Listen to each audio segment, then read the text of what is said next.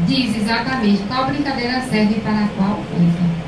E aí vai brincando e lá na sala de aula, que é no outro turno, que é outra pessoa, começaram a correr para nós. O que vocês estão fazendo comigo que estão tudo aprendendo? Tinha 3 irmãos na mesma série, multi-repetente.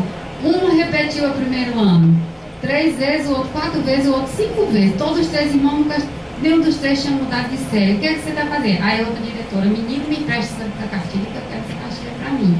Eu vou levar para meus professores, sabe? Aí o outro menino dizia assim, um jovem lá, que era o monitor: professora, por que não ensinaram a mim assim? Professora, eu agora consigo aprender, mas por que não ensinaram desse jeito? Então, gente, aí por trás estão pesquisas de 30, 40 anos atrás, as pesquisas mais avançadas do mundo, porém, assim, não dessa forma colada, imposta, jogada, de uma forma organizada e testada há 10 anos. Já vinha 10 anos testando. Lá, depois desse pré-teste, tal, desse dia a dia, eles vão fazer essa intervenção supervisionadas por nós. Depois se faz o pós-teste como a maquiagem na televisão. Tem o antes, depois, tem que ter o antes e depois. Nada de avaliar o docente. Vocês gostaram da avaliação? Ah, foi excelente, eu cresci tanto. Pelas minhas contas, o pessoal da educação já está tudo com 1,80 m, porque todo mundo cresce. Mas os meninos baixa na ideia, não é verdade? Então não vamos atrás de se gostou ou não gostou, cresceu ou não cresceu. Eu quero saber essa ideia do menino subiu ou não subiu. Subiu, então o negócio funcionou. O pós-teste serve para isso, para comparar antes da atuação e depois. Então eu estou me expondo muito, né? Muita coragem, mas é preciso, mas também com muita tranquilidade, porque é uma coragem que tem respaldo. Não estou falando aqui de uma unidade assim inventada. Eu não estou convidando vocês para uma aventura, né?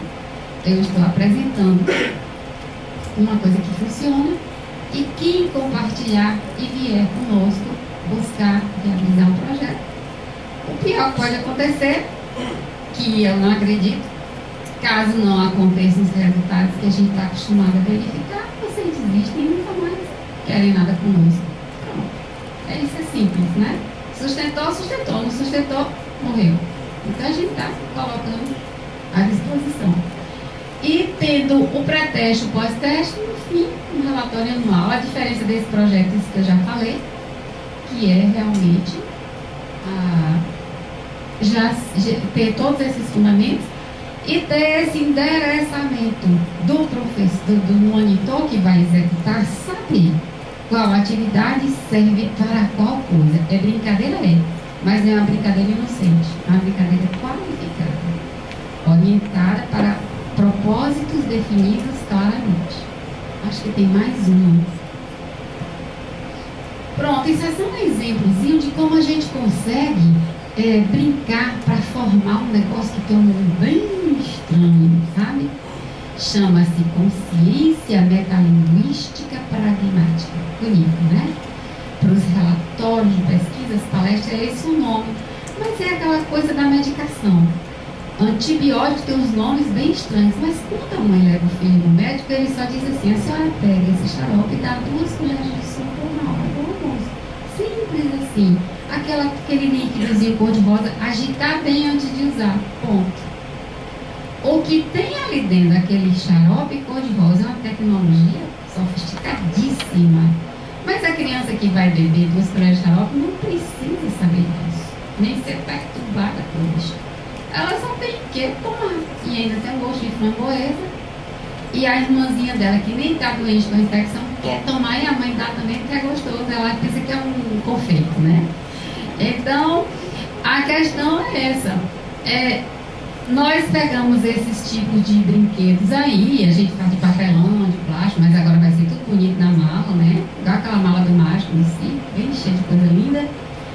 E com esse tipo de cenário simples, a imaginação da criança é mobilizada e ela começa a atuar como repórter, como professora, e ela começa a descobrir estilos de fala compatíveis com esses ambientes. Então ela desenvolve a consciência pragmática. Tem meu tempo?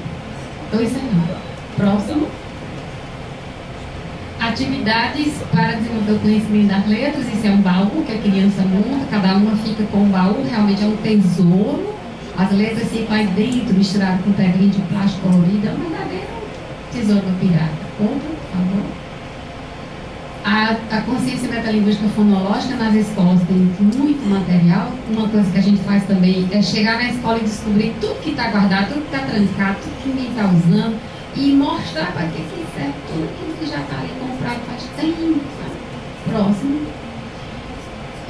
Atividades para desenvolver a consciência silábica, com a cômoda com várias gavetas, várias palavras. Essa aí é da história da Bela Adormecida.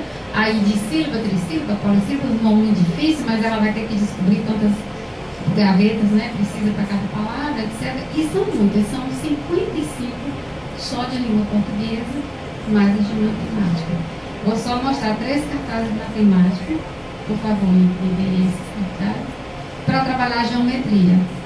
Então, isso é para mostrar para vocês como nós trabalhamos até aqui, sem grandes recursos gráficos, mas com todas as pistas para as crianças verem a geometria em todo lugar.